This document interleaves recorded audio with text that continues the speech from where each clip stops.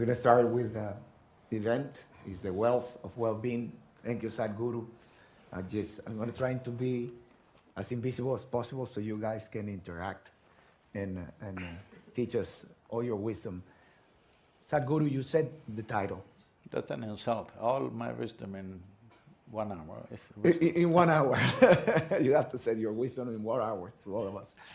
So why the title? What type of the wealth of well-being? What type of wealth are you referring to? Well, when do you feel well? I'm asking a question to all of you. Everybody's okay with English, right? When do you feel well in your life? Hello? When do you feel well? Yeah?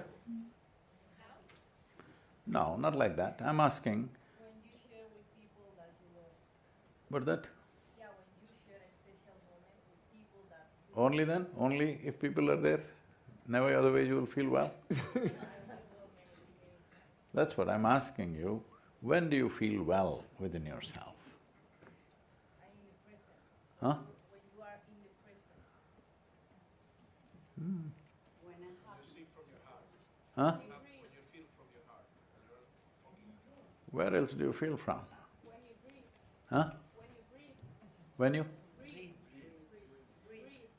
Grieve. Breathe, breathe. When Breathe. You breathe. Oh, that is all the time. No. See, the problem is, I think there is too much self-help books in your heads. Just tell me a simple thing, when do you feel well? When you're happy, when you're joyful, hello? You feel well. When you make the things that you love, go with your dog, motorbike, friends. No, see, those are external things. When do you feel well?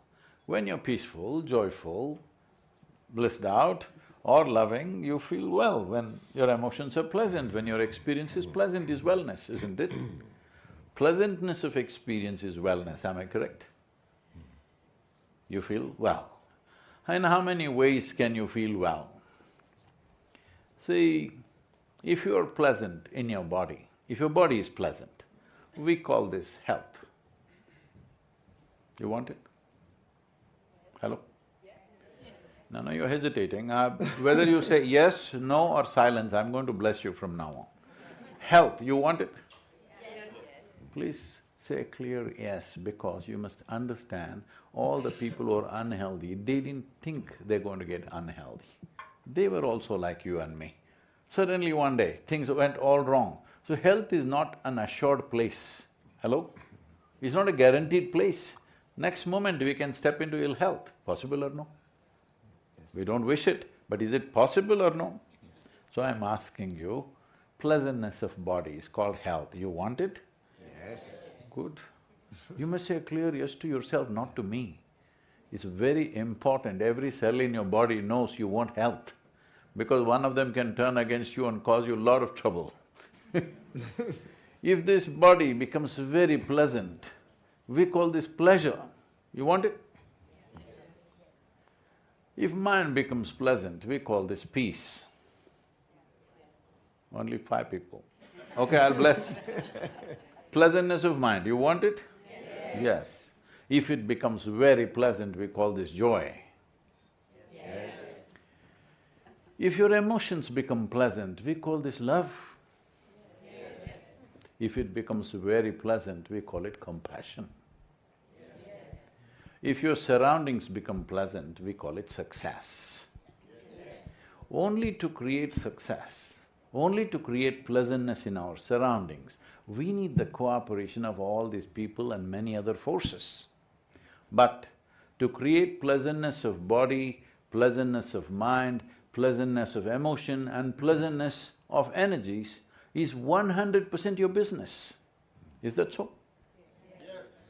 So, to be well, your body, your mind, your emotion, your energy needs to be pleasant, and it's completely in your hands.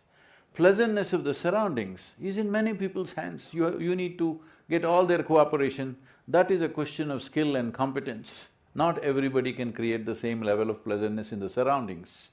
So wellness or what is being well is 100% in your hands. Now we're talking about well-being. See, there are many creatures, millions of creatures on this planet, some are big, some are small, some are microscopic. We don't call a bacteria being, nor do we call an elephant being, nor do we call an ant a being, nor do we call a tiger a being. Only this one thing is being. What this means is, a human being means you are the only one who has the capacity to determine how to be. All others are living by their instincts and natural instincts of survival, so situations will decide how they are. Human being means you can decide how to be. It doesn't matter where you are, you can decide how to be. Right now you can sit here and be blissful, or you can be miserable, both the choices you have right now. Exercising this choice is where your well-being is.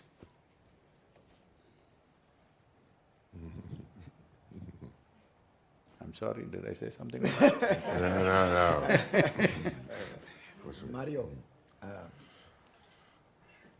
from a medical standpoint, could you define to us the well-being and why its significance? Many people will argue it's a waste of time. We want to know whether it's important and is it an external or internal journey, or perhaps both. Well, I think that Sadhguru really explained it very well. Sometimes it's a difficult language for us in the sense that he's talking about different parts of reality. For us, reality has to do just with our senses, with our five senses, so it's everything outside. So if somebody treats me well, I will feel happy. If somebody treats me poorly, I will feel sad or angry or frustrated. And I think it's very important that we turn our senses inwards, so that we really connect with a true being. It's the most important word for us human beings, the word being, because that's what really defines us. What really defines us is not our body, is not our thinking, is not our feelings, or are not our feelings, are not our emotions, it's our being, who we are. And we have disconnected with our being so much that we have identified ourselves with something that we are not. I have a body, I have thoughts, I have feelings, I have emotions. I am not those thoughts. I'm producing those thoughts. I'm consciousness, I'm pure consciousness. And when I get in touch with that, I experience kind of joy, a kind of wisdom.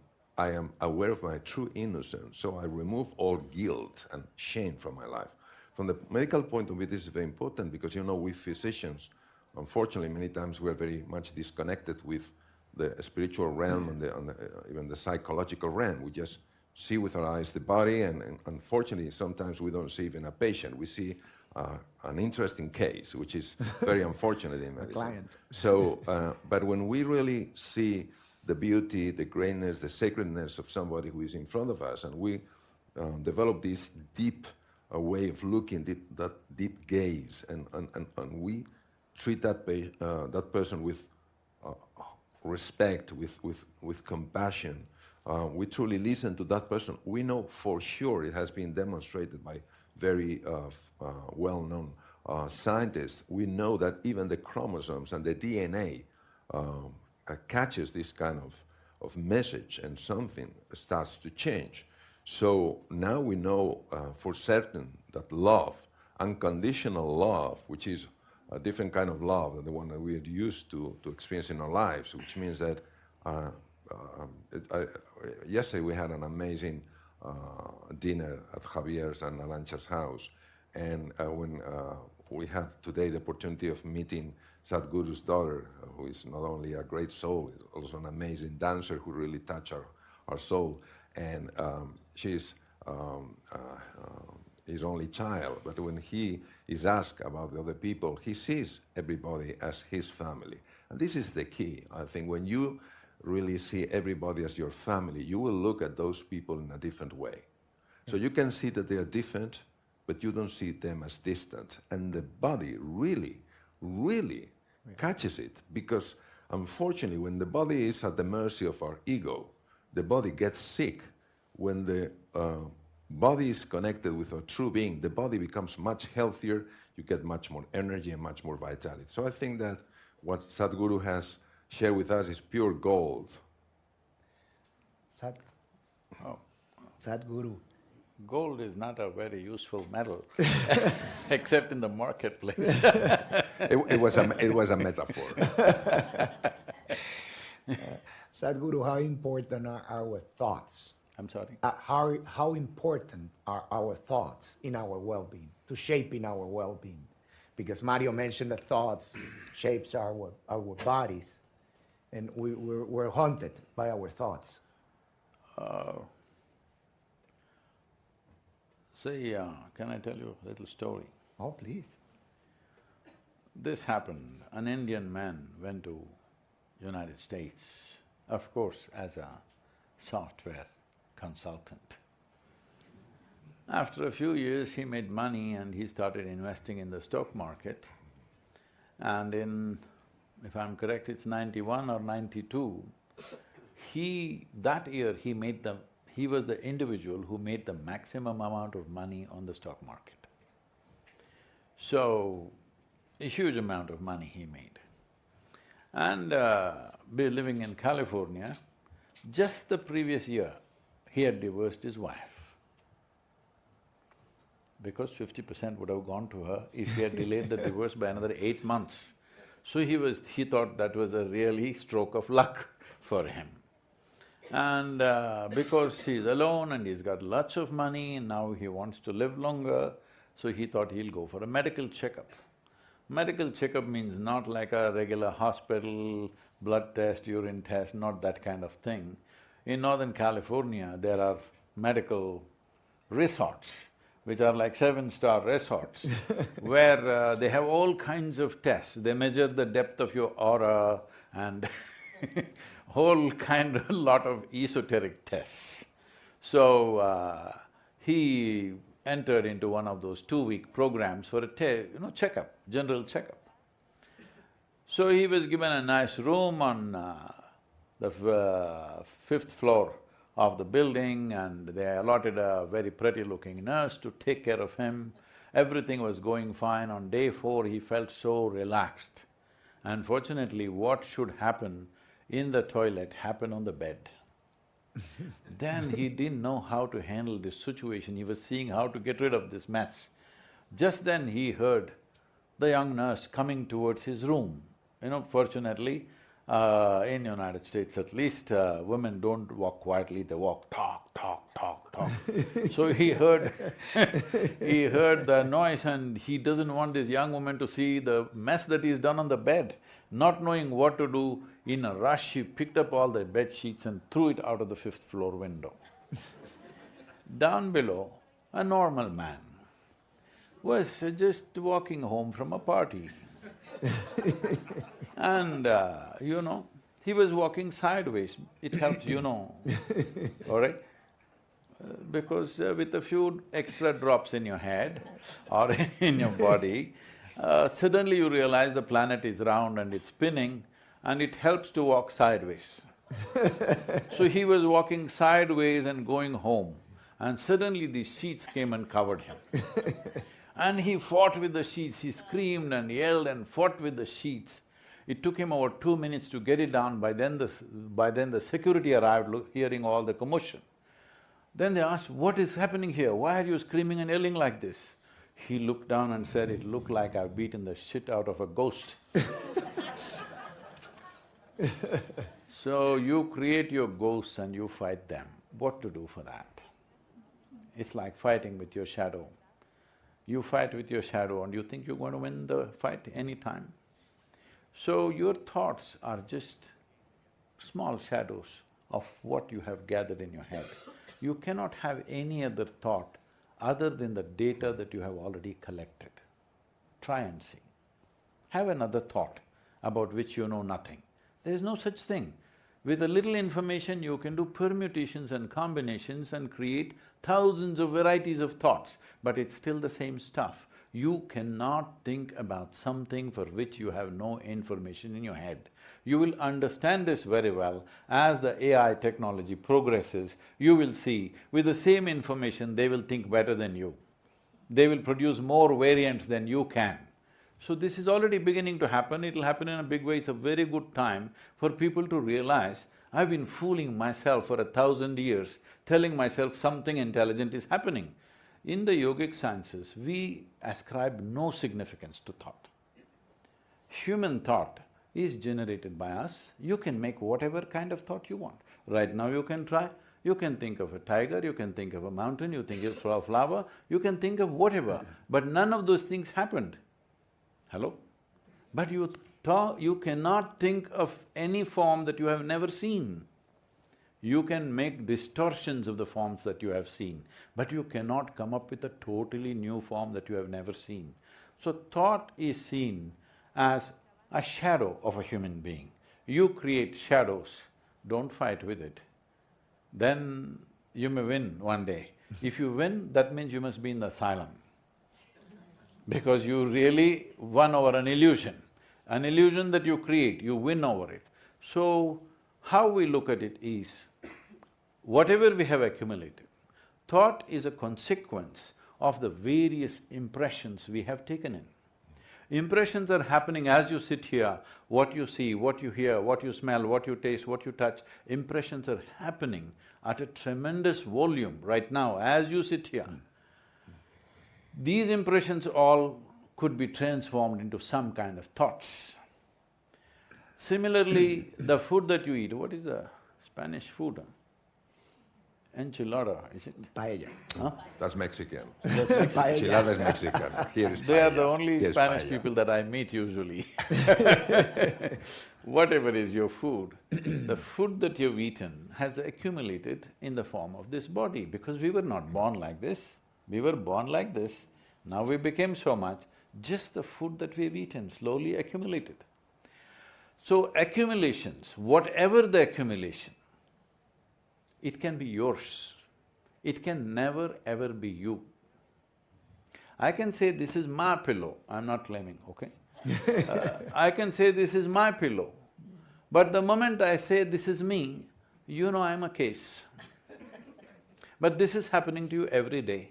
Food appears on your plate, you say this is my food, you eat it and then you say this is me. This is a case. So, instead of seeing how to get out of that situation, everybody is trying to solve that situation. You cannot solve it, there's nothing to solve, you made it up. And there is a certain value to it. How you operate in the society, how you interact with the people depends upon your thoughts and emotions. But that is something that you make up. Why don't you make up a drama that's good for you? You're making dramas that's not good for you and you think it's real. Fundamentally, it is misunderstanding psychological reality as existentially true. No, psychological reality is your drama. You can play it whichever way you want it. Is it okay if I tell a joke? Because it's about ladies, is it all right? Hello? On a certain day, a lady went to sleep. And in her sleep, she had a dream. You must respond. She had a dream. But she's Indian, she knows. You must respond to the story. In her dream, she saw a hunk of a man standing there, staring at her. Then he started coming closer and closer and closer. He came so close, she could even feel his breath. And she trembled, not in fear. And she asked, "What will you do to me?" The man said, "Well, lady, it's your dream." What's happening in your head is your dream, you can do whatever you want with it, as long as you know you're doing it. Thank you. Mario, I wanted to continue with thoughts, because thoughts, I think, haunt us all the time, and I want to know from a medical, again, standpoint, does our thoughts affect our well-being in our body, in our health? Yeah, building on what Sadhguru just shared with us, I think we need to make a distinction, otherwise it's very difficult to understand this issue. One thing is what we are, and we are a human being in the sense that we're consciousness. So we are aware of our thoughts. We are not our thoughts. We are not defined by our thoughts. And the other thing is to consider that thoughts do not count. On the contrary, thoughts have a very, very powerful impact in ourselves for the following reason. There is who we are, our being, and our mind. Both belong to the spiritual realm because they go beyond matter, because they are not matter. The mind cannot define just by the brain. The mind is also in our cells, is in our muscles, in our organs. So what happens? Our mind produces thoughts, and our mind is extremely powerful in a world of matter, time, and space. So if I produce the kind of thoughts that we call dysfunctional thoughts, like I am not worthy, people are not trustworthy, everything is horrible, those negative thoughts are like energy moving in a world of time and space and matter. And it causes a problem in the body. We start to release certain hormones, for instance, cortisol, which has been shown in a lot of studies that really creates damage in our body. It increases inflammation in the body, which is at the very root of all kind of diseases. But if we use our mind in connection with our being, not in connection with our ego, but in connection with our being, then we can start to create empowering thoughts. Those empowering thoughts really has an impact in ourselves and in other people. So the fact that we are not our thoughts doesn't mean that thoughts are not extremely powerful, because those thoughts are produced by the mind. What happens? That was discovered some years ago in the United States, that we have a network in the brain called the fault network, which has been kidnapped or hijacked by ego, which means that this is always distracting ourselves. So we are not in the present, we are not in the here and now, we're in the past, regretting what we did or we didn't do, bringing all kind of resentments, all kind of pain from the past, and projecting in the future some kind of problems that we will be unable to solve, and that creates suffering in the body. We know that when we set in motion that network, because of those kind of thoughts, we experience a reduction in the working of our immune system, and the organs start to fall. But if we decide that we want to create, because a creation is, as Sadhguru was saying, is our movie, is our film, and we are the writer of that film. If we decide to create empowering thoughts, because the mind is so powerful and thoughts are energy, we start to experience the positive effect of that. It doesn't mean that we deny the existence of ugliness and horror and violence in the world, which means is that we can create something anew from within ourselves, not just complaining, blaming, accusing people, judging people, or trying to punish people or do with ourselves. Is that we really become aware that if we get in touch with who we truly are, a true being, which is awareness, is consciousness, then the mind will start to produce thoughts, which is, again, energy. A thought is a form of energy that will create an impact in this world of matter, time, and space. That's a fantastic explanation, because I truly believe that thoughts are energy. And I would like to ask you, Sadhguru, because I love when Nikola Tesla... Can I correct your comment? Please, You're saying if I'm thoughts are wrong, energy. please. See, thoughts are energy is like saying, this light bulb is energy. No, because of energy, the light bulb is shining right now. Thoughts are flying because we already have life energy. Thoughts don't fly here, it only happens here, right? Because it's empowered by our energy. But now what you're trying to say is thoughts are energy because your thoughts are influencing you. People's thoughts and emotions are deeply influencing them, there's no question about that. Yes. There's no even a question about saying are they influencing them or not. But tell me which one of you can honestly say that in 24 hours, always you will generate only what is considered positive thought? Anybody? So obviously it's not working. Lot of books have been written. Those who wrote the books have become rich and famous, but people are still going through the same thing. Maybe they're producing a few more percentage of thoughts, little more positive than the negative, and they're feeling little better. So you're talking about the wealth of well-being. If you're talking about how to stay out of a hospital, I agree with you. Generate positive thoughts and it'll work. Absolutely it'll work. Generate a little bit of positive emotion, it'll work. But hospital is not a destination. Hello? No, absolutely. Why I'm saying this is, recently I was driving in Los Angeles and I just look up. One about 12-15 story building, full-sized hoarding on this building, my favorite pharmacy. I thought, when did pharmacy become a favorite place to go to? Next thing is my favorite hospital, next thing is my favorite cemetery. Hello? These are damn places we go when there is no other way. Hello? Yes or no? When there is no other way, for some reason, something afflicted us, we have to go, we will go. Is it a favorite place to go? But slowly it's becoming like that. It doesn't matter who you must go to the doctor, you must go to the pharmacy. Well, we must go to the cemetery, the whole idea is to postpone it, right? There is this thing. So thought is energy, don't go by that. You're wasting your life energy with thought.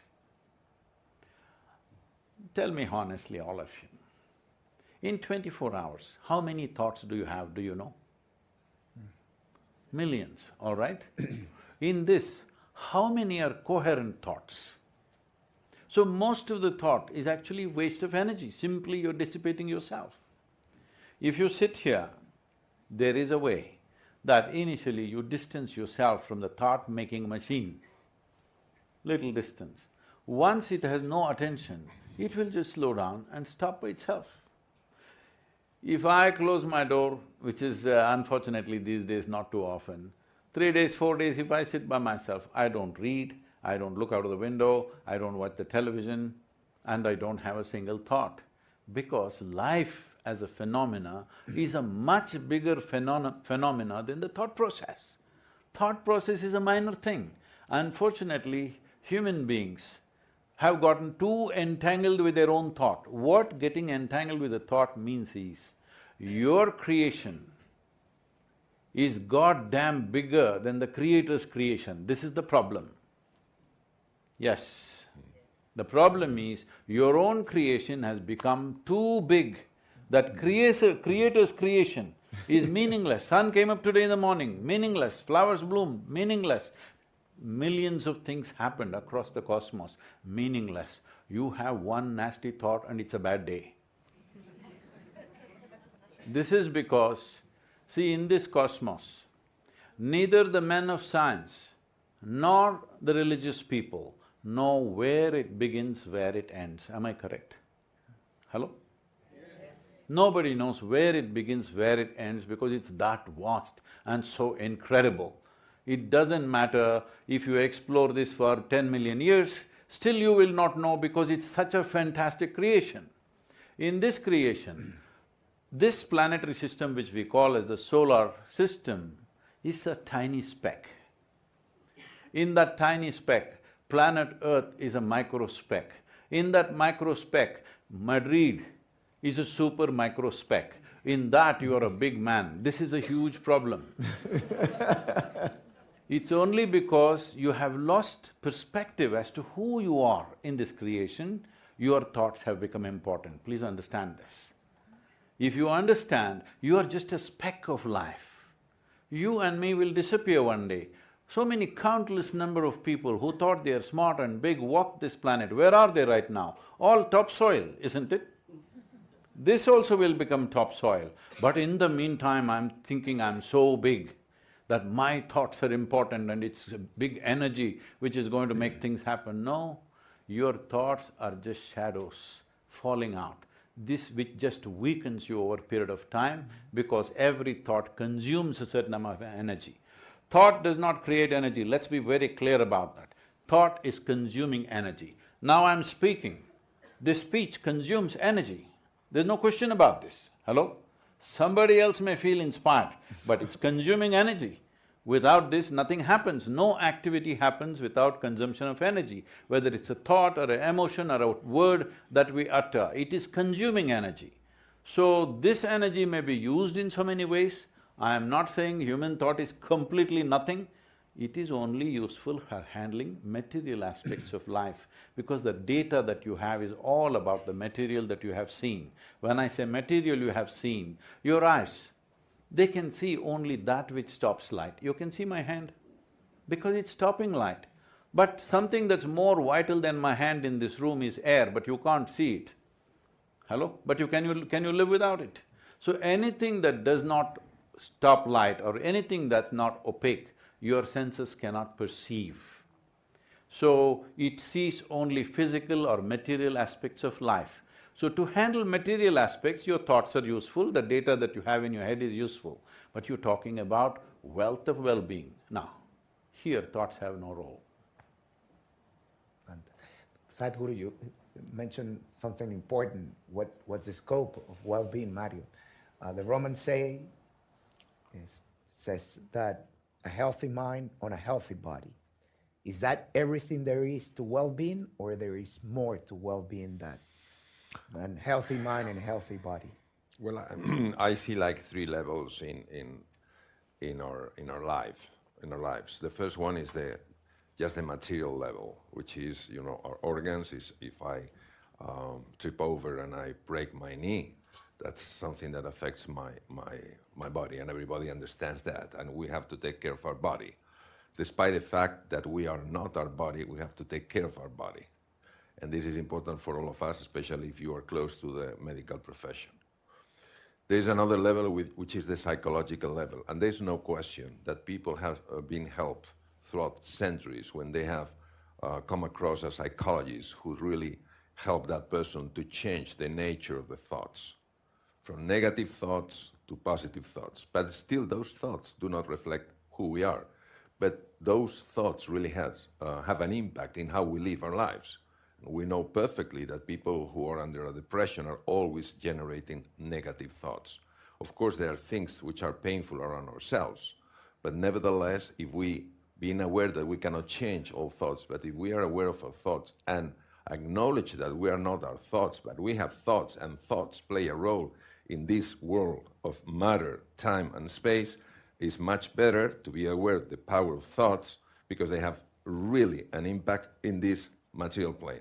But there's a higher plane that, at least for me, from my humble perspective, is the highest one, which is who we truly are. So if you are just consciousness, if you're awareness, why do I need thoughts? I don't need thoughts. Let's say that I'm speaking with you, Jorge, and I'm thinking, what is Jorge thinking? Or what are our friends, our family thinking over here? Then, you know, I am making interpretation based on my past and how much I know you. I'm creating associations between the features of your face and other faces that have come across along my life. But if I'm pure awareness, I don't need thoughts, because I know exactly what's going on. But, you know, for somebody who is struggling with pain in the knee, if you tell them you are not your pain, you are much bigger, that's true, but nevertheless, for that person, now, that person is only concerned with that. If somebody is living in hell, in this world, in this earth, is living in hell because that person is always telling himself or herself, I'm not good enough, I'm not good enough, I'm guilty, I'm a sinner, that creates a lot of pain. And unless that person really knows that those thoughts are causing really a hell in his or her life, the person is going to change. If you tell that person, oh, remember, you are just a human being, you are pure energy, your consciousness, your awareness, your pure spirit. It's true, but nevertheless, for that person might not be helpful enough. But if you help that person to see the power of thoughts to affect his or her reality in this dimension of matter, time, and space, that person might find useful that and see not touching nirvana, but feeling better and experiencing that life is more beautiful. That person can start to look at things, because when somebody's under a depression, you have a beautiful sunset, that person cannot appreciate anything. But if you keep going in that hero's journey and you understand that thoughts are really an illusion, because we are dreaming, but we are not aware of that we are dreaming. And sometimes those dreams are, as you said throughout your story, okay, that man telling the woman, what kind of role do you want me to play in your dream? That's true. But and then when you go deeper or higher, I don't know how to call it, which happens usually in silence, when all the thoughts start to disappear because they are truly an illusion in reality with capital R, then you don't need thoughts. But we are in three different levels. So I think it's important to acknowledge the importance of the body. It's very important to acknowledge the importance of the mind as the source of our thoughts. And also it's very important to acknowledge the importance of the spirit. This is why when we talk, when we speak about well-being, we speak about the body, we speak about the mind, and we speak about the soul. Sure. Because as human, we have a body. We're not our body, but we have a body, and we have to take care of our body because our body is the temple of our soul. So that's the way I see it. Sadhguru, it seems that from Mario's speech and yours is to elevate the consciousness is the ultimate goal. Is it possible to get there without well-being, without is compulsion at the center of that obstacle? Is the obstacle to get there compulsion and our compulsive behavior? See, compulsive behaviors have come because too many people, in the name of philosophies, belief systems, ideologies, they've been messing with you for too long. Otherwise, simple processes of life, simple human biology, people are guilty of their own biology. This is happening because somebody has been messing with you for too long. So when… I wouldn't speak in these terms if you did not say wealth of well-being. What does the word wealth mean to you? Wealth means it'll place you above many things that everybody else goes through on a daily basis. Am I correct? Mm-hmm. Yes. Hello? Yes. If you don't have wealth, you have to go and stand in line for the bus. If you have wealth, you're going in your Mercedes. If you don't have wealth, you have to go and stand in a queue at the hospital. If you have wealth, the doctor will come to your home. Essentially, wealth means it holds you above all these things, that's why wealth. When you say wealth of well-being, I'm not definitely talking about little things, how to fix this. That is like a mechanic shop. Wealth of anything means you're above the normal process. Now, why is it that we think all these people here are everybody in the world? Why is it you think they are not competent to seek whatever is ultimate within themselves? Why is it that they have to seek petty thoughts and try to fix small things? What makes this person less competent than me? Only intention and outside messing. That's all. There's been no intention, there's no orientation in the society. People have been telling you different things. Otherwise, as a body, you and me are differently competent. As a mind, we are differently competent. But as a being, we are not differently competent, we are all equally competent. But why are we saying these people have to go step by step, they cannot reach their ultimate? Only some special people can get there. Those special people are exploiters who said, only I can be there, you cannot be there. This is unfortunate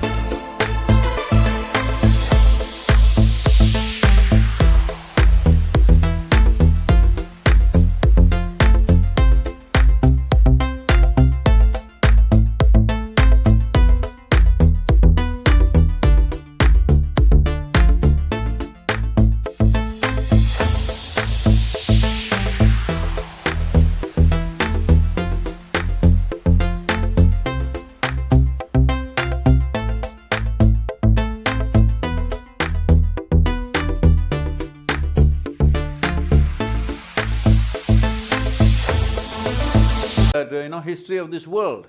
Anybody who gets about to some place of privilege, immediately they say, only I can be here, you cannot get there.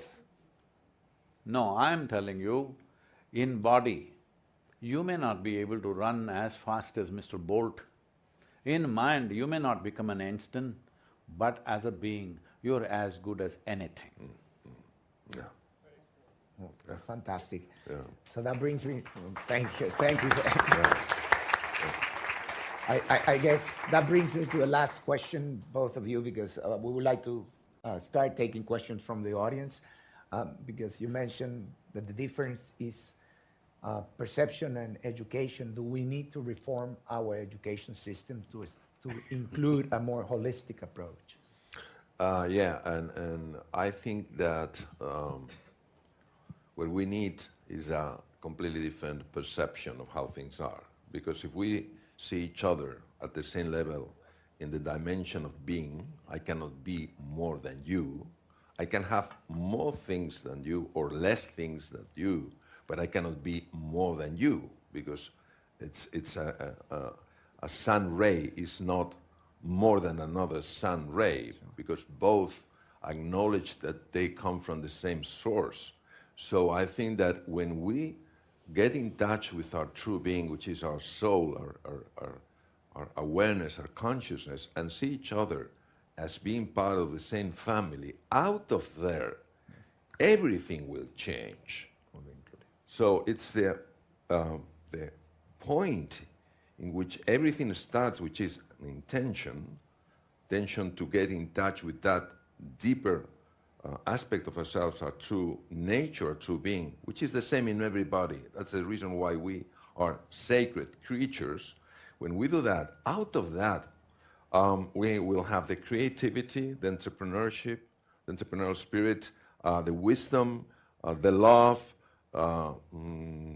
everything that we need to create a different world. This is why, at least from my point of view, expanding our level of consciousness is the most important thing that we are. Because if we expand our level of consciousness, we will irradiate something which is really beautiful. If we just stay in the surface without getting in touch with the depth of who we are, we will not irradiate. We will project our own problems, our own hell into other people. So I think something that is a very deep mistake is when we imagine, we think that we will experience paradise when we leave this world. No, we can live in paradise right here. We can live in hell right here. But we need a special, at least from my perspective, a special way of perceiving things. So metanoia, which is a change of perception, for me is the key of everything. And it's also why love is so essential, because if you see everybody as part of your family, then you are living in love. Yes. And then you are living already in paradise. If you see yourself separated from other people, you see that you are more or less than another person, you are living already in hell. So this is why we need to tap into our true nature, unleash who we truly are, and invite other people to do the same, just by example, not by speaking, but the way in which we live. That's how I see things. Sadhguru. I mean, I don't want to go about negating everything, but seeing how a human mind works. Because one thing we need to understand is the thought process and the emotions that we go through. Let's say you're driving to the airport and there's a traffic jam. Do you have Madrid? Yes. Some. You have. So, traffic jam running into a mile and you are agitated, many things happening within you, freaking out. But somehow you made it to the airport, got into the airplane, it flew. When it flies off and it's making a turn, you see much bigger traffic jam is happening, but it looks so pretty. White lights and red lights, looks very pretty from up there. Have you seen a traffic jam from an airplane? Yes. What is the difference? just a little distance. If a little distance arises, the most troubling situations look very different. So this is all that's needed. For example, in this world for thousands of years, at least not in the Indian civilization, because for thousands of years we've been saying the planet is round and going around the sun, for over 6,000 years we've been saying that. But in the rest of the world, there's an argument whether the planet is flat or round. This argument would have continued only when people started navigating the ocean.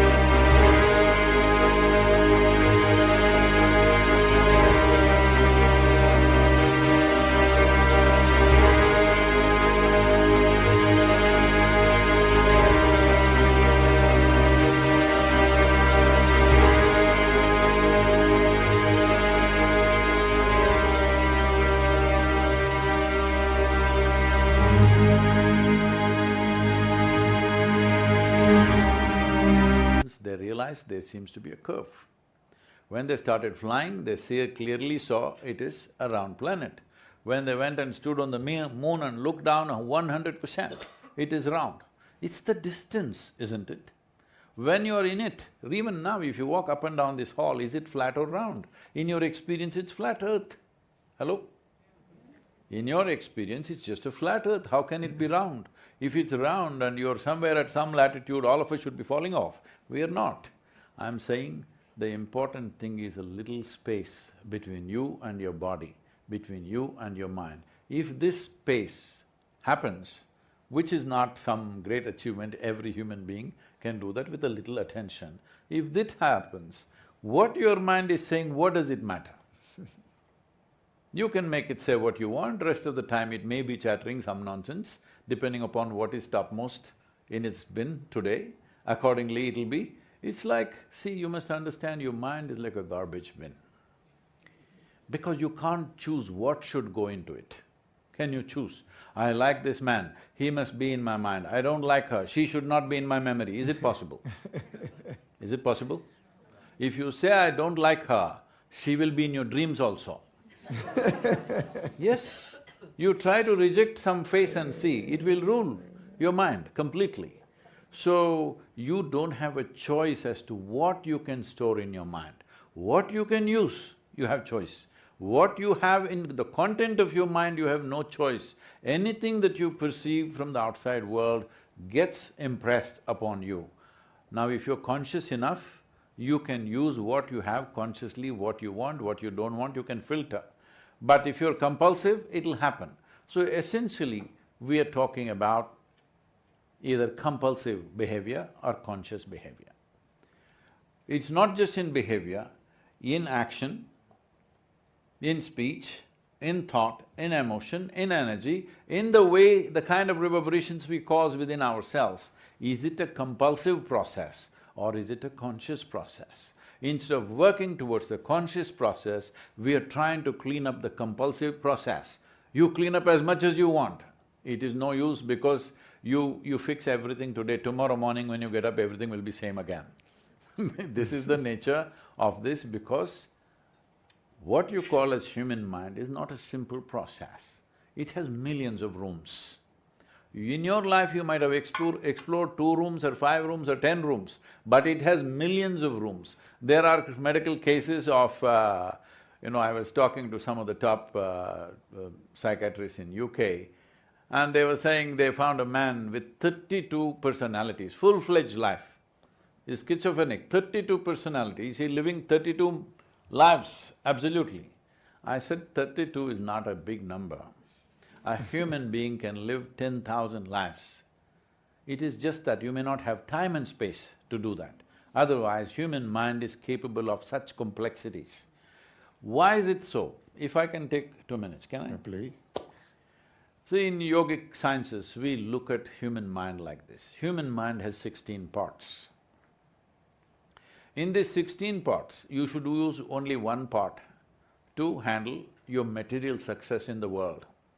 Remaining 15 parts are needed for something else. But right now, most human beings have everything they got just to earn a few bucks, just to handle their survival, to comfort their body, comfort their mind and emotions. Entire life, all their intelligence is used only for this. These 16 parts, what are they? These are called… the first part is called buddhi, which means the intellect. The second is called the manas, which means the larger silo of memory. The third is called the ahankara, the second is called ahankara, third is called manas, the fourth is called as chitta. Let me explain what these are. Buddhi means intellect. How do you want your intellect, sharp or blunt? Choose, I'm going to bless. Sharp. So if you have a sharp instrument, let's say you have a knife in your hand, then you must be conscious how you handle your hand. If you are little la la la la la la, intestines will come out. Why is it that we don't give a knife to a child's hand? Not because knife is dangerous. There has not been a single incident where knife jumped up and stabbed somebody. There's not been a single incident. Hello? It is only the hand which is handling it. Whether it'll save a life or take a life depends on the hand, not on the knife. So, once you have a sharp instrument, how conscious you are becomes a must. Otherwise, it's better you have a blunt instrument. If you're putting it into anything and everything, it's better be blunt.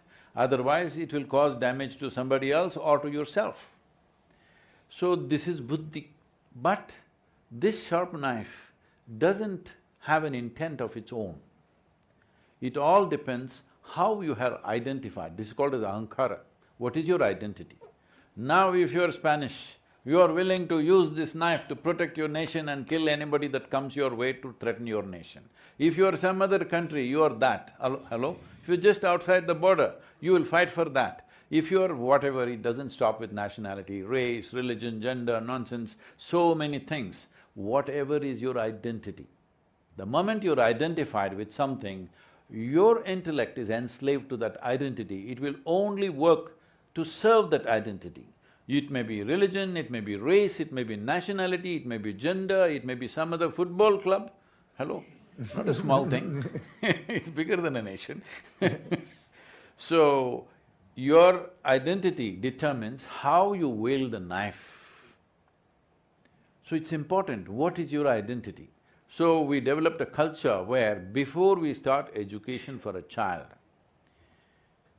because we saw education as an empowerment process, before you empower anybody, first thing they should do is they must take a cosmic identity. That my identity is cosmic, not national, not gender-wise, not race-wise, not religion-wise. I have a cosmic identity so that my knife will not go about cutting anybody because I think this is the right thing to do right now. See, when you're doing that with your identity, you think this is the best thing to do.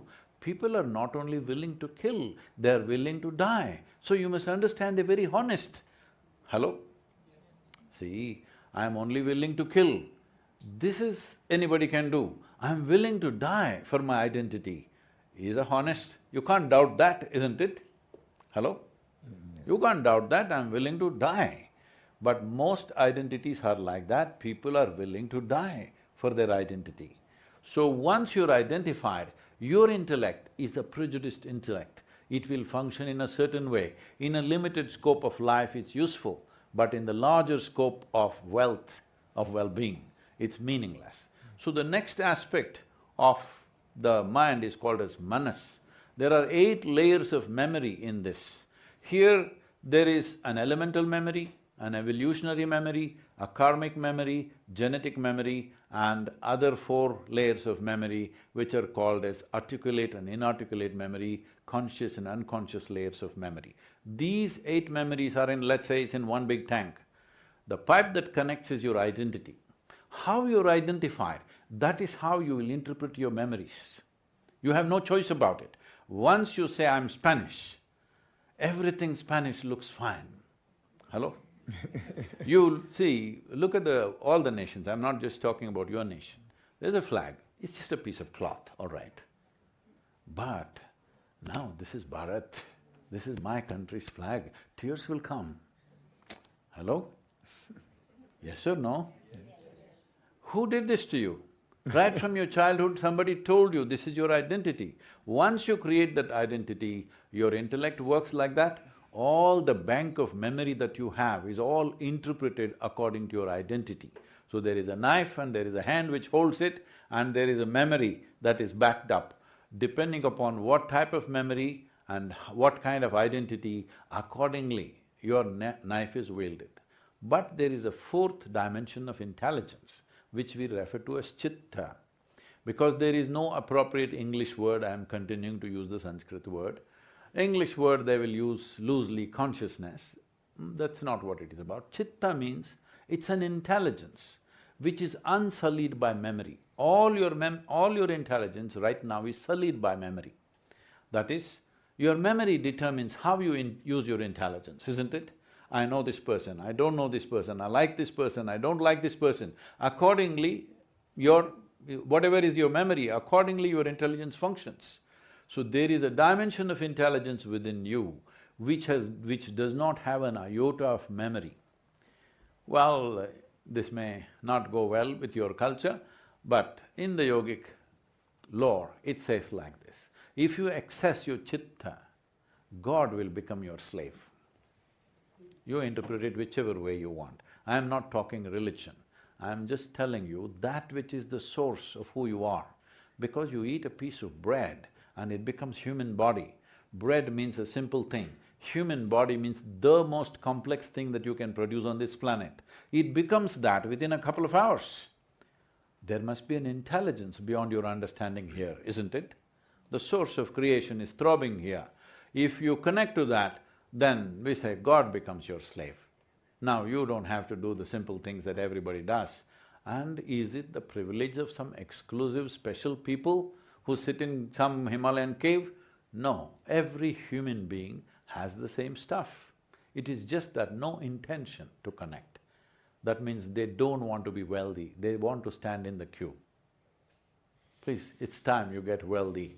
Wealth of well-being must happen to every one of you.